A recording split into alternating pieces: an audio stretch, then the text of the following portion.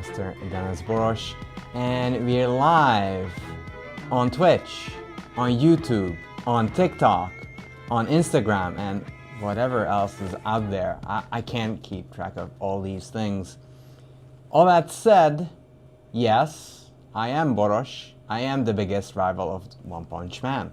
It's well known. Anyways, today I felt like looking at some Keres endgames where Keres goes toe-to-toe with Fischer. You know, Fischer from Brooklyn, the American world champion, right? Now, that wasn't always the case, and a lot of candidates tournaments, they faced off. What about Facebook? Probably that too. I have to ask, but I'm pretty sure everywhere. Worldwide everywhere. We're live. Anyways, the first game is between Fischer playing the white pieces and Paul Keres playing the black pieces. So let's start from the beginning. Alright, so e4. Whoa. Knight f3, knight c6, bishop b5. Not a big surprise at those times, as Paul Keres was a classical player. Not always classical when he was playing white. He would sacrifice anything and everything that he could see. Not quite the level of Michal Tal, but he was always a very aggressive player, playing interesting openings and rare ideas that you don't even see. Now, sometimes you'd even consider saying, oh, but these recent streamers had an idea. What an outstanding combination, what an outstanding pawn sacrifice. Guess who was there? Paul Keres. Paul Keres was everywhere. He was one of the first superheroes of the 50s, 60s, and 70s, as Yasser would tell you. So let's speed through the beginning because we are more interested in the endgame part. H3, this is the main move, trying to stop any sort of bishop g4 ideas, which could be kind of annoying. So h3, knight a5, queen c2, knight d2. Interestingly enough, just so some of you will remember, knight d7 was actually the original invention of Paul Keres, and now it is called the Keres variation.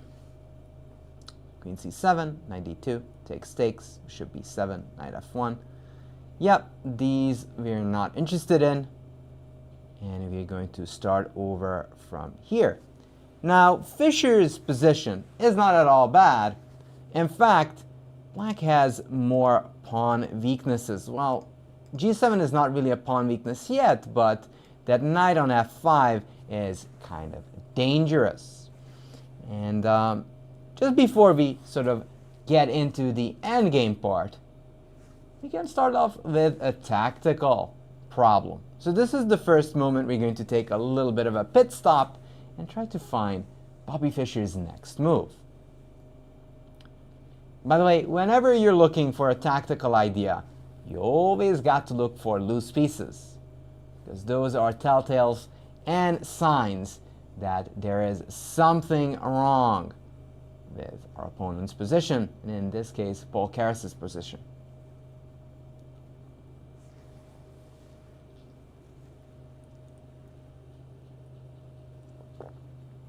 So even though black has that extra pawn, most of his pieces are a bit scattered. And that bishop is sort of, even though it's attacking the e4 pawn, it's still kind of passive.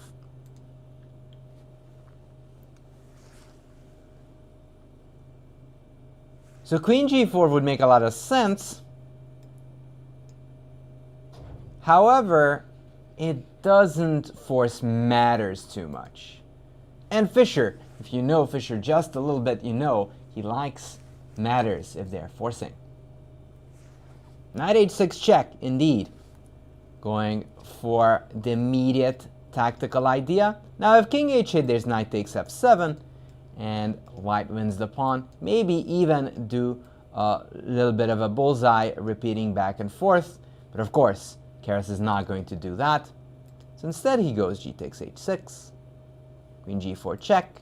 That's kind of the main point. The king and the knight is double attacked at the same time. King h8, queen takes d7. And now the situation is sort of changing. White has a little better pawn structure, but down a pawn. And of course, if you have a choice, you'd rather not be with all these terrible pawns that are doubled on the d and on the h files. Bishop d5, queen f5, rook e5, queen f3, f5, bishop f4, rook e8. All right, so again, critical moment. Critical moment. We're not in the endgame yet, but we're closing in. And just look at how admirably Keres fights. There are multiple pins. On the e file, we could take multiple ways, but all of them would lose for white. However, Fischer decides to sidestep these terrible threats. The question is, how can we do that? If you want to go unscathed, that is.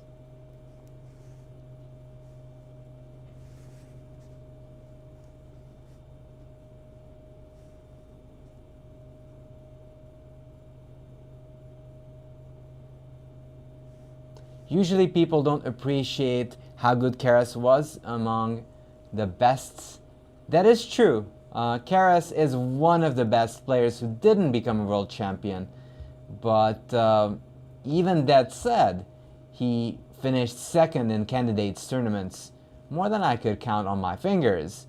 And that means that he's been one of the best players for decades, which only world champions can say, really. Like all these world champions, Tal, Smyslov, they come and go, Keres stayed. He never actually managed to get to play a world championship match, but he was always tied for second and getting very close to qualifying, which the others couldn't say. Or Bronstein.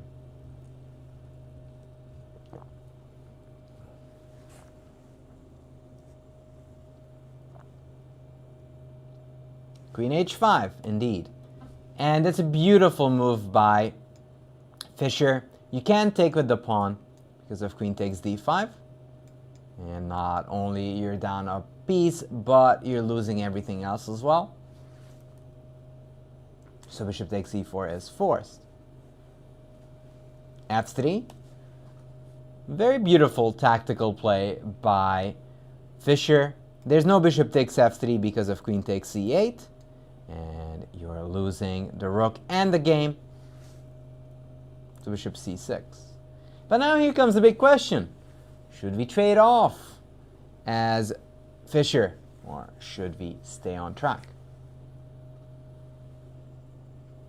Keres was one of the strongest players never to become a world champion. That is true.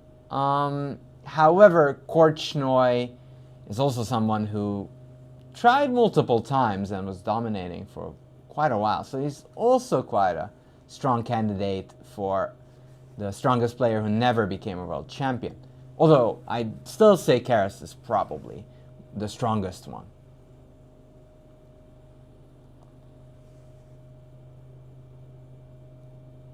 Well, chess is a simple game. You just count pawns, and if you realize, well, we're down a couple, I mean, shouldn't exchange. So Fischer decided to go rook c1 instead. Bishop d7, and we pickpocket that pawn on h6. Rook e6, takes, queen h4, queen f6. And this is the big dilemma. And you'll never guess what Fischer played here. Not even if you read the title of this stream, lesson, TikTok, or TED Talk. Who knows? Who knows which one is the right answer here? It's a complete riddle.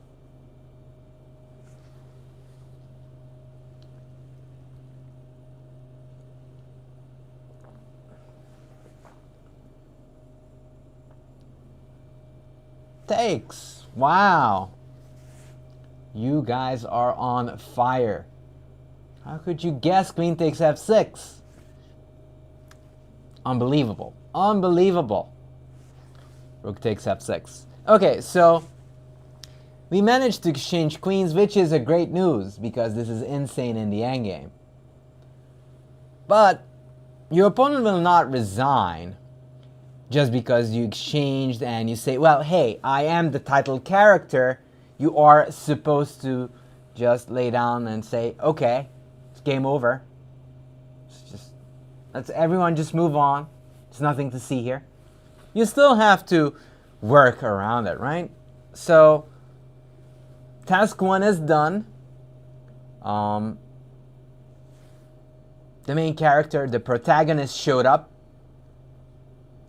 But you still have to come up with a plan. I wonder what that plan will be.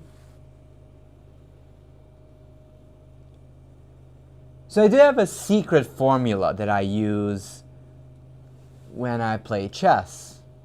I count pieces. I know, it's rare and it's not something people talk about too much because it's apparent. Are we good with the pawn count, or could we actually improve upon that?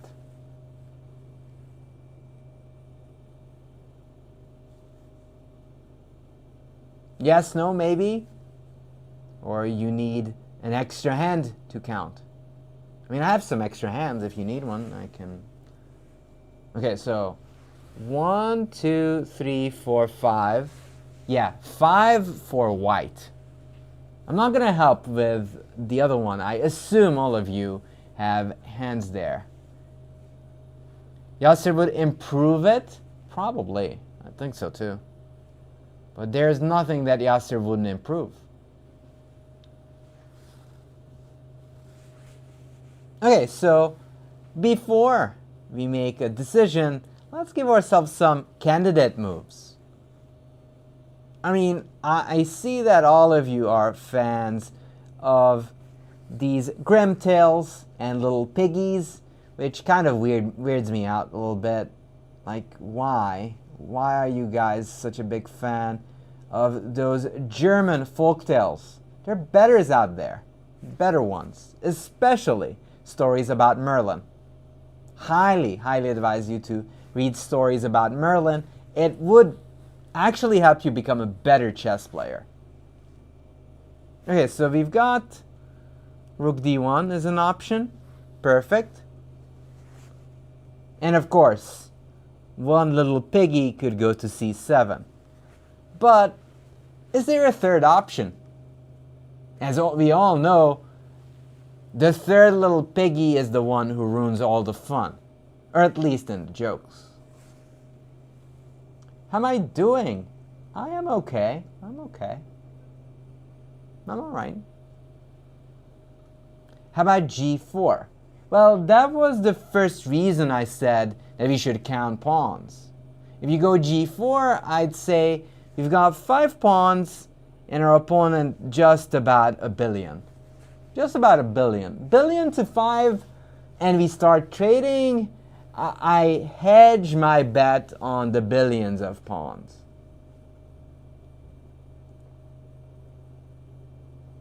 Is bishop d3 a good idea? I don't know if it's good, but it's definitely legal. Okay, so one of the things.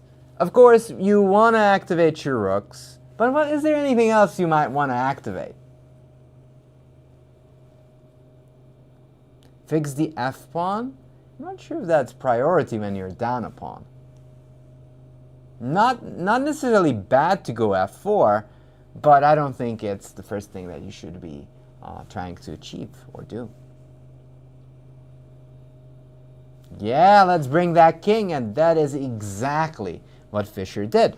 Not that any of these moves, like rook c7, f4, or bishop d3 is a tragic idea, but why not bring the king when nobody stops you? Also, king f2 not only brings the king, it prepares this maneuver of king e2 king d3 and king takes d4. And then practically would be up a king. Also we'd win the battle for the middle. Now, I know there is a bit of a story that none of you heard before, but if you can put a king, a piece, or anything in the middle, it'll get boosted.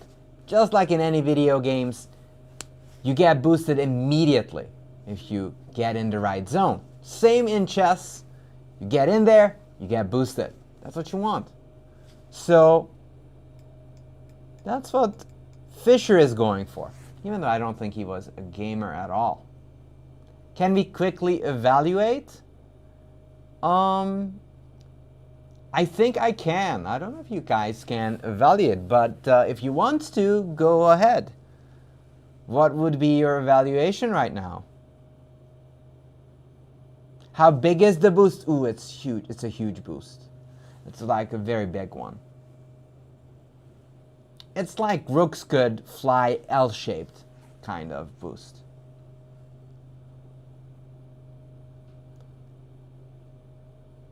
You're gonna start walking up the king from now on, thanks. Yeah, there is a secret sauce there that I do have to add. So, if it's an endgame. So, there is a reason why this is called insane in the endgame. Probably the end part should be caps locked, so internet people could understand that if you're shouting in the endgame, so the end part, many people misunderstand, and I guess that's kind of the problem. A lot of people start marching up the king while it's the middle game, and that's not that bueno. Of course, it doesn't ruin your structure, but it does spoil your game. So, remember, insane in the end game. Insane? End game. Okay? We clear on that? Okay, good. So king f2, king g7, rook c7. So now this piggy is really trying to mess with Keres's day. So, all right, rook c7, rook f7. So we already activated the rook, activated the king. Is there anything else we want to activate? You think white is slightly better. Huh. But we're down a pawn though.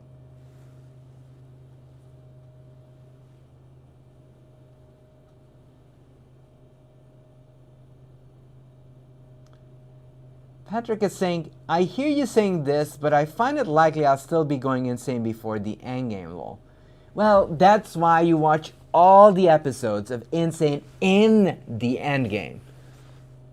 So you kind of get in the habit of learning of when you want to become a little bit loco or loca.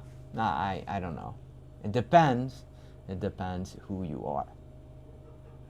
All right, so you could go bishop d3 or king e2. I don't judge, whichever you'd like to do. White is better, black's pawn structure is so bad. Oh, so now black should be offered to resign, right?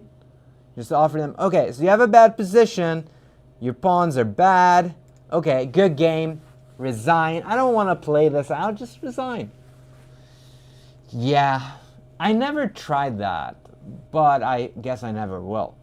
So, bishop d3 is a great move, but Keres didn't play anything because it was Fischer's move, and Fischer played king e2. King e2, f4. Now, bishop takes f5 would be a beautiful mistake because there's bishop takes f5. Bishop takes f5, and sadly that rook is defended. He would lose. So therefore, Fischer chose to bring the king in. King e2, f4, inviting Fischer to blunder his rook with bishop f5. How kind of him. Rook a7. Again, a rude idea, but he's trying to pick some pawns, like berries. Okay, so we talked a little bit about the importance of the central squares. So if it's important for white, is it important for black to take control of them? Control of them squares.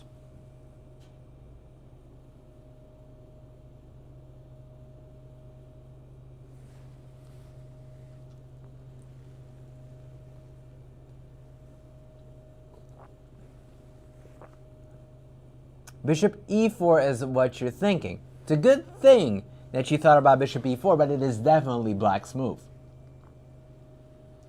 Well, yeah, we're crying for that a pawn. We're very, very sad, but it is black to move.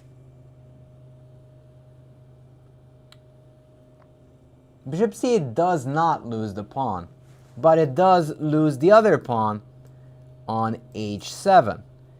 And with a doubled sag pawns in the middle, white might just take a walk up to d3 and d4, and it is bye-bye for the black player. Now, Keres still doesn't want to go bye-bye, and he realizes that, oh, it's an endgame. You're supposed to take control of the middle squares. So king f6. Actually, b4 makes sense. It's a little bit cheeky, again, trying to go for a cheapo. Probably not a bad choice. But Keres was not in a cheapo mood. King f6.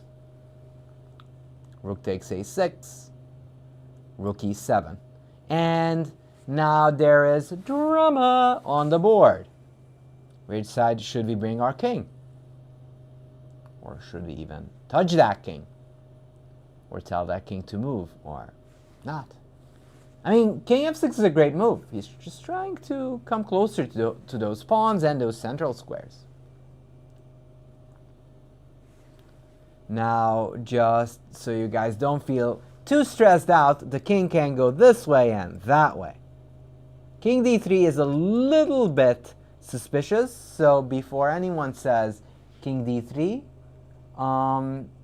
yeah, I guess it was a bit too late. But anyways, don't go king d3, because that will lose your bishop. So literally you've got two choices. King side, queen side. I guess it's the wrong direction, so queen side, king side. King d2 for sure. Okay. Interestingly enough, Fischer goes king f2. Yeah, bishop e4 d5 is not something you can do in chess, because in a child's or scholastic games, your king would be taken, and that is not something that is very chess-like. That's sort of the way we put it. Not very chess-like, and we don't like anything that's not chess-like. I mean, we do like music. Check, king f2. King d2 would make sense, but king d2 would leave our army on the king side sort of loose, and the g-pawn would fall. And Fischer likes his army being defended.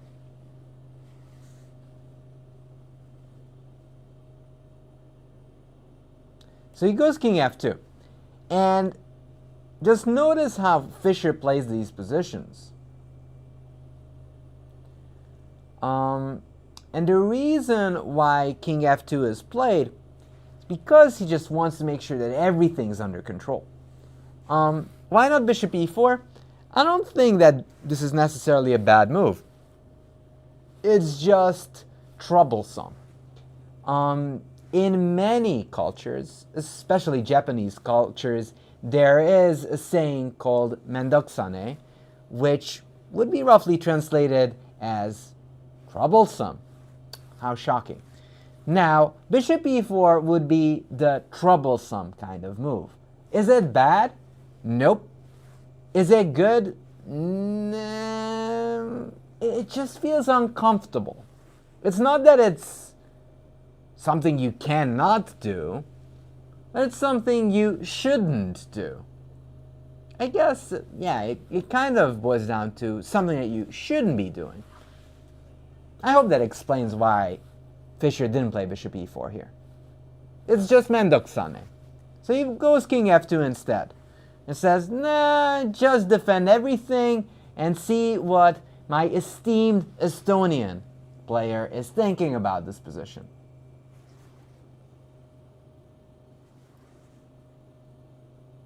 How uncomfortable? I don't know how uncomfortable, because I'm not Bobby Fischer. He probably would tell you how uncomfortable. Although, talking about uncomfortable, possibly your bishop wouldn't feel too comfortable after d5, as it would get trapped in the middle of the board. I guess that's a reason, possibly.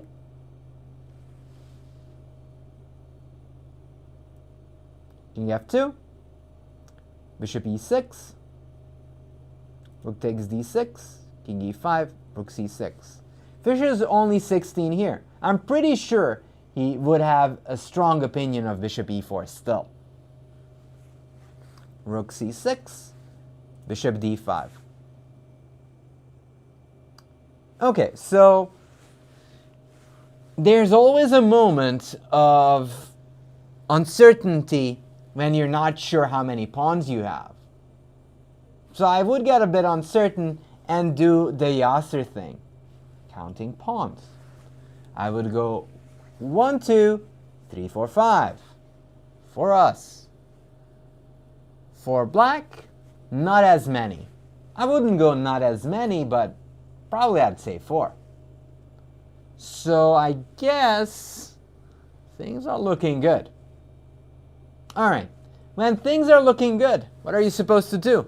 Chat, viewers, lurkers? What are we supposed to do when things are looking groovy?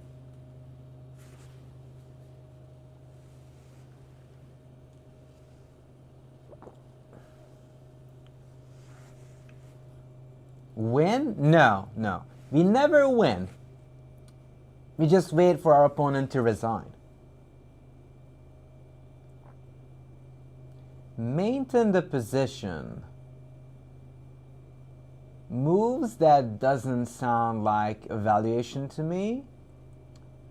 If things are looking groovy, we look for a win.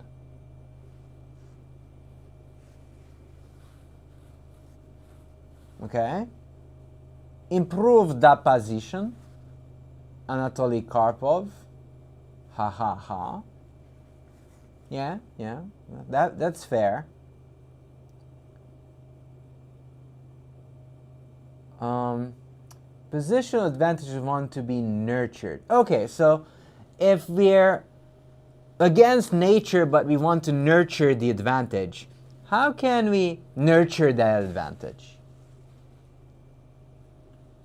Where would be the main spot that we would like to give a little bit of a massage?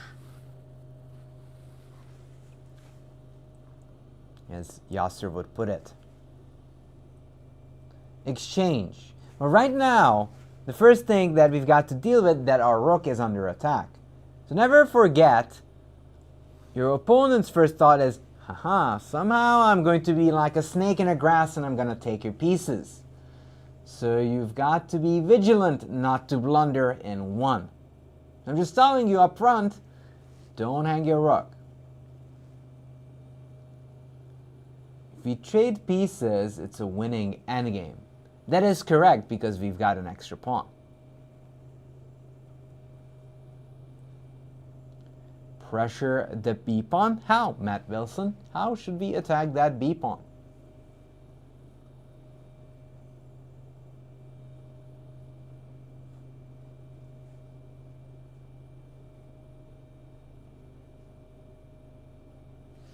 So we've got some people who love rook h6, some people who want to pester the b pawn, but I'm still not sure which way. We've got a rook c5 idea. We've got a rook b6 idea. Okay. how do grandmasters know which square to move to?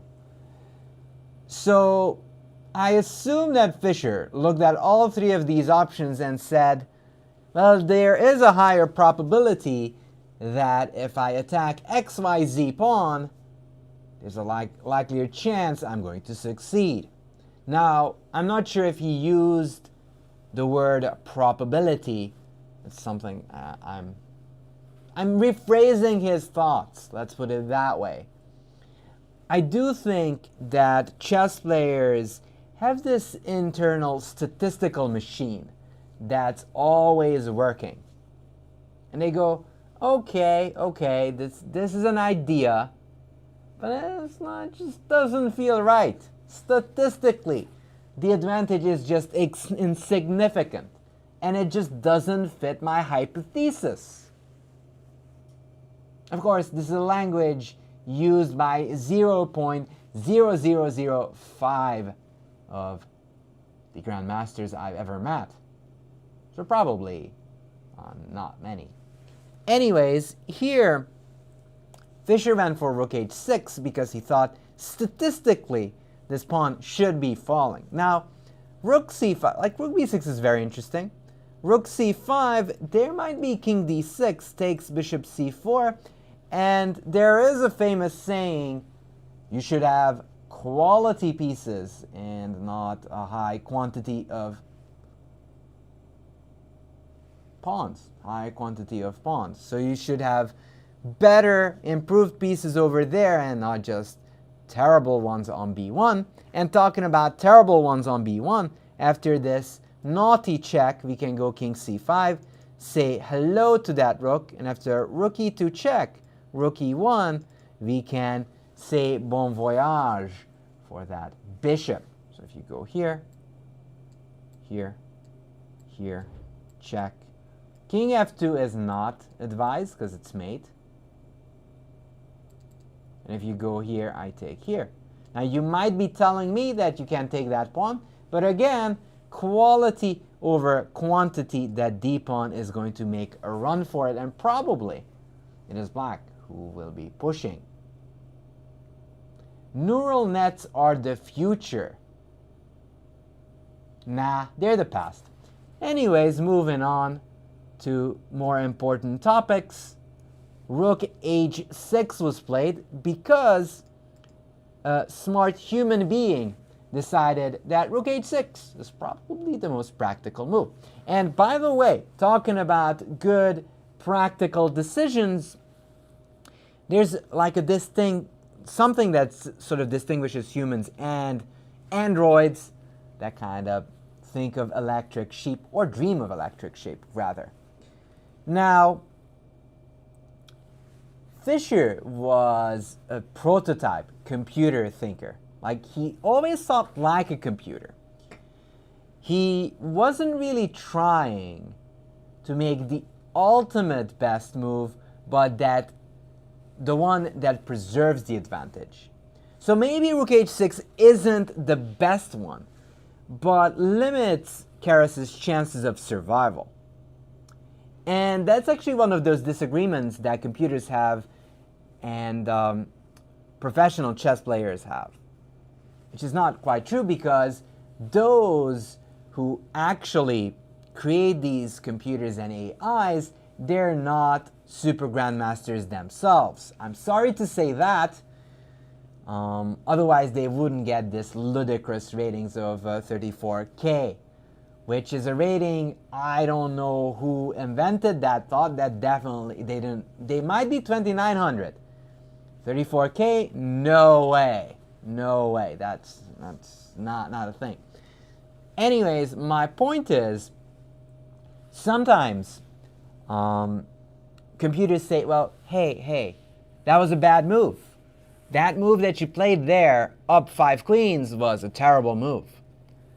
But humans, we don't really count queens, because unlike computers, we know that at the end of the day, if I checkmate, they're still just going to give you 1-0.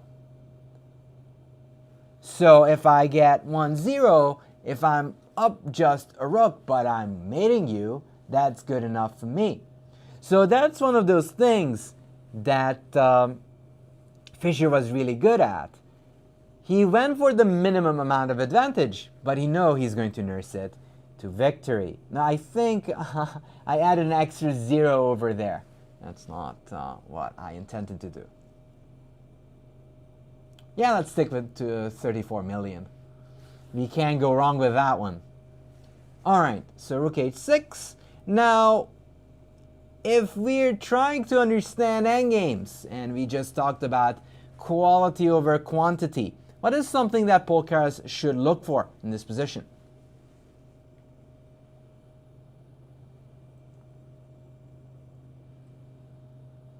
Easiest path to victory rather than the quickest, particularly when the clock is a factor.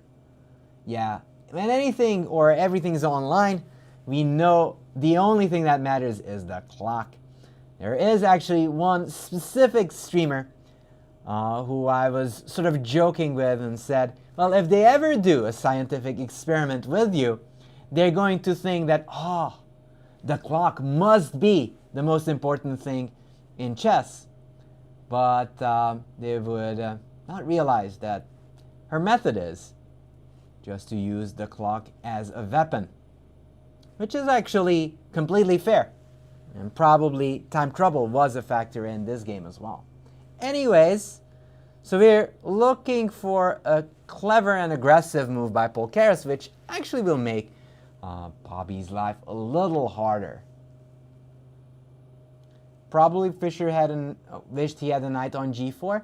He wasn't really a dreamer. He was a technician. How do we improve at endgames? Well, you try to guess the move for Keres. I actually gave you a beautiful hint, which is quality over quantity. That there's a pawn hanging there, but if you're sort of thinking about this position out loud and say, quality over quantity. What could Boros mean by that? What could he mean? Sensei Boros might have something that he really wants to tell you with that one. Well, yeah, he wanted to, because rook c7. And what Keres is doing is saying, hey, you can take my pawn. I don't care. Have my pawn. I will infiltrate and will get a very aggressive rook over there with bishop c4. Just to demonstrate, this actually looks somewhat dangerous enough for black because of the active pieces. So something that people misunderstand, everyone starts counting pawns and pieces like crazy when they get into the endgame, and they sort of forget that it's still the quality of your pieces that count. So here Fischer said, okay, I know what you want, so I'm going to give a check. King d6, check again, king e5, check again, king d6, rook h6 check. They agreed to a draw, and Fischer qualified for the knockout phase of the Magnus Invitational. I mean, if they would have a Magnus Invitational for the Zurich event in 1959. But fortunately, or unfortunately, whichever way you look at it, he didn't have a qualifying spot on the line, so he didn't go for rook h6 check. Shocking, right? Who would have thought? So he went rook f5 saying, oh, you know what? I am going to do what Carlsen will do years and years later. Fight till the last second. So he's saying, okay, if you want to activate your pieces, be my guest. I don't mind at all. I don't mind at all. Rook c1, bishop d3, rook d1, king e2, rook g1. Alright, so again, Bobby sort of tried to test whether this is really not the Magnus Invitational. So he actually did one repetition and said, okay, king f2, maybe this is the Magnus Invitational already. Just have to test it for a couple more moves. Let's see. Okay, king f2, rook d1, king e2. It seems to be working. Ah, no. Yeah, news came in. Nope, not the Magnus Invitational yet. So yeah, king f2 still would qualify, but he goes rook g5. Blunder. Continuing on to play in the position. Why would you do that? Why would you want to win this game? Yes, tough, tough, tough, tough. Yeah, rook g5. So what he's trying to do, actually he was trying to gain some time, and this is one of those things that they did in those olden ages. They would do a couple of repetitions so they wouldn't flag. There were move 40, move 50 rules. Plenty of these rules of an amount that you've got to reach. Move 40, you reach it, good. You've got an extra hour to find your ideas. Bishop takes a2, bishop takes b5. All right, rook b1. So it seems that Fischer did the right thing. He's up a pawn, and as far as I can count, he's still in the driver's seat. However, as more I look at that b pawn, it seems rather doomed. So, if that b pawn is a little doomed, what can we do? What can we do if one of our pawns are doomed? We can do nothing about it.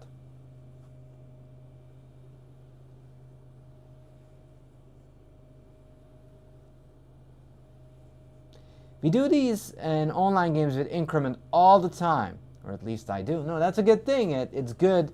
It's a good method to actually gain time, but be careful not to fall into a threefold repetition.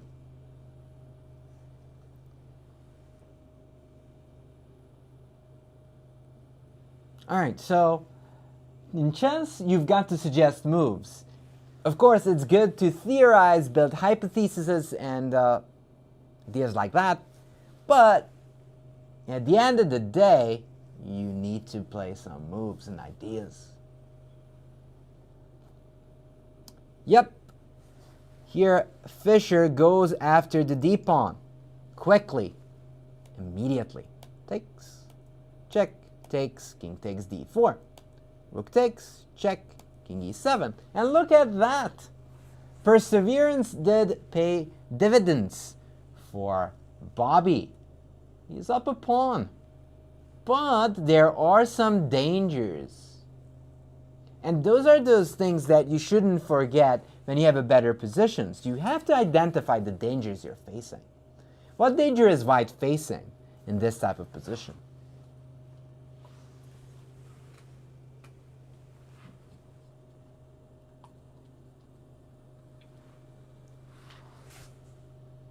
And this is again, like, I know, I jump from being hypothetical to being very concrete, but sometimes you've got to do that, especially when there's such a limited amount of material on the board. What is some certain trick that black can aim for?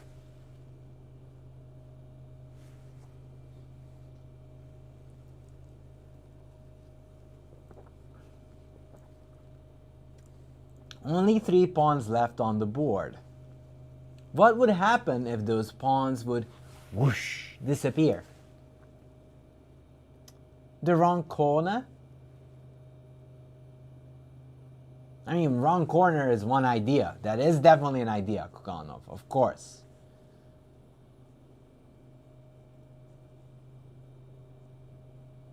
Well, if those pawns would disappear, then we would have an endgame. Even if black would lose the bishop, but would pick up and take those white squared pawns, it would still be a theoretical draw.